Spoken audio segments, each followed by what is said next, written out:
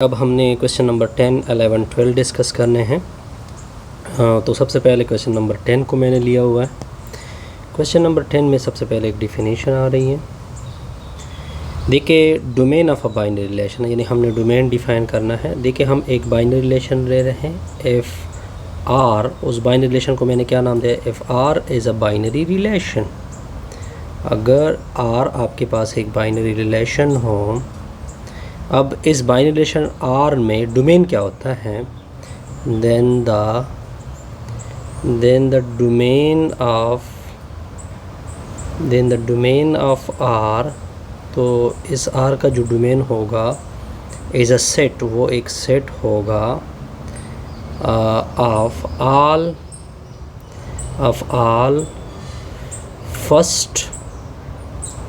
First element of ordered pair. मैं आपको दिखा देता हूँ। ऑफ ऑर्डर्ड पेयर, इसको डोमेन बोलते हैं। फॉर एग्जांपल अगर मैं ले लूँ r = 1 3 2 4,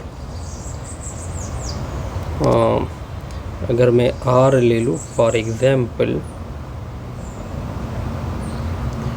1 2 3 4 4 5 6, ऊपर हमने क्या कहा हुआ है? ये देखिए, ये आपके पास एक बाइनरी रिलेशन हो गई। इसमें डोमेन क्या होगा? इन डोमेन आर का क्या होगा? देखिए, फर्स्ट एलिमेंट जो फर्स्ट एलिमेंट आ रहा है उसको क्या बोलते हैं? डोमेन बोलते हैं। यानी इसके डोमेन में आएंगे 1 3 4 5, ये इसका क्या बनेगा? डोमेन बनेगा। अब आते हैं नेक्स्ट डिफिनेशन की तरफ। नेक्स्ट डिफिनेशन है range of a binary relation की। ये मैं एक और डिफिनेशन कर रहा हूँ। ये डिफिनेशन है range of a binary relation. देखिए, रेंज क्या होगा? A range of a binary relation, a range of a binary relation, जो बाइनरी रिलेशन होगा उसमें रेंज क्या होगा? R is the second element, जो सेकेंड एलिमेंट होगा of an ordered pair. Ordered pair का is called range of a binary relation. उसको क्या बोलते हैं? Range of binary. For example, ये आपके पास रिलेशन है, मैंने इसको सर्कल किया। इसमें अगर मैं रेंज निकालना चाहूँ तो क्या रेंज आएगा? रेंज ऑफ आर क्या होगा? Second element. देखिए, ये एलिमेंट, ये और ये, मतलब ये बना 2 4 5 6, ये इसका क्या होगा? फॉर एग्जांपल, अगर कोई एलिमेंट रिपीट हो चुका है तो आपने इसको 1 टाइम क्या करना है? लिखना हो। देखिए, अब हमने क्वेश्चन नंबर 11 डिस्कस करना है, जिसमें हमने एक डेफिनेशन डिस्कस करनी है फंक्शन की।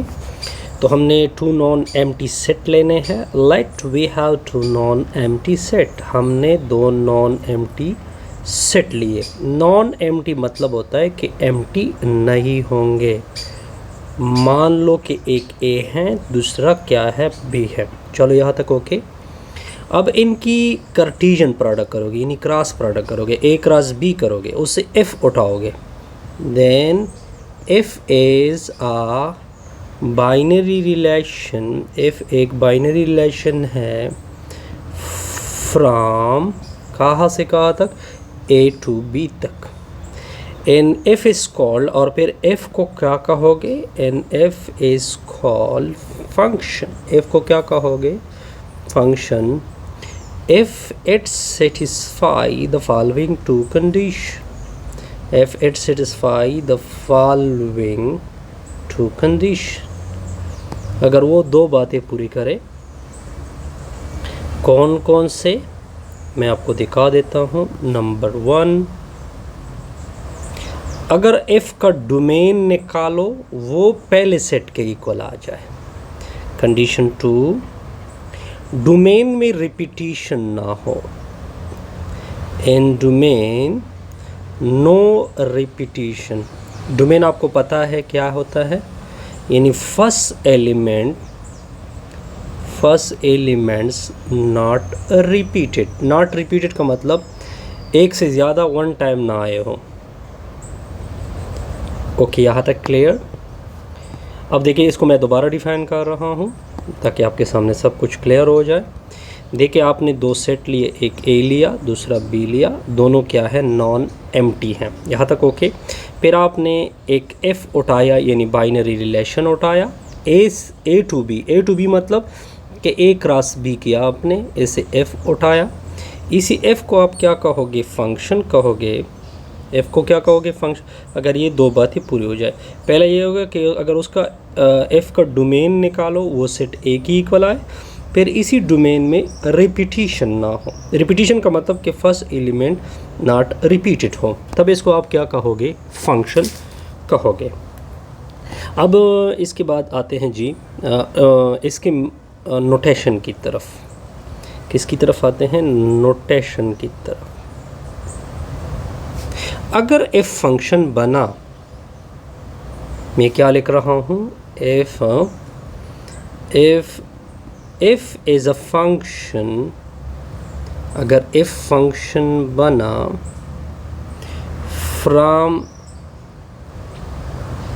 ए टू बी, यानी ए से बी तक, देन वी राइट, तो हम लिखेंगे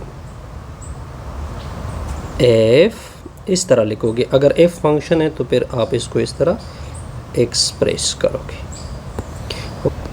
अब देखिए, क्वेश्चन नंबर 12 क्या गया, आपको ए गिवन है, आपको बी गिवन है, फिर उसका एक रिलेशन भी गिवन है। इस रिलेशन के मुताबिक आपने कमेंट्स ये देने हैं कि क्या ये फंक्शन है या नहीं है। फंक्शन की कितनी कंडीशन थी, 2। हम पहले एफ का डोमेन निकालेंगे। इस एफ का क्या निकालेंगे, डोमेन का मतलब होता है फर्स्ट एलिमेंट, एल एम और एम। तो देखें, ये फर्स्ट एलिमेंट डोमेन जो होगा ये फर्स्ट सेट की इक्वल होगा। फर्स्ट सेट आपके पास यहाँ पे क्या है, ए है, तो बिल्कुल ए की इक्वल आ गया। Condition number 1 satisfied. कंडीशन 2 क्या है कि आपके डोमेन में रिपीटिशन नहीं होनी चाहिए। देखिए, एल 1 टाइम आ चुका है, आगे हम नहीं देख रहे, एम भी 1 टाइम आ चुका है, एन भी 1 टाइम आ चुका है। अगर आप देख रहे हो 3 रिपीट हो चुका है, लेकिन 3 तो रेंज में है हमें डोमेन, तो इसका मतलब ये बना कि नो रिपीटिशन नहीं है इन डोमेन में। इसका मतलब ये बना कि बिल्कुल हमने शो किया है, ये फंक्शन बना, क्या बना, फंक्शन बना। अब लिखोगे F from A to B क्या बना, फंक्शन। इससे हमारी ये वीडियो क्या होगी, कंप्लीट।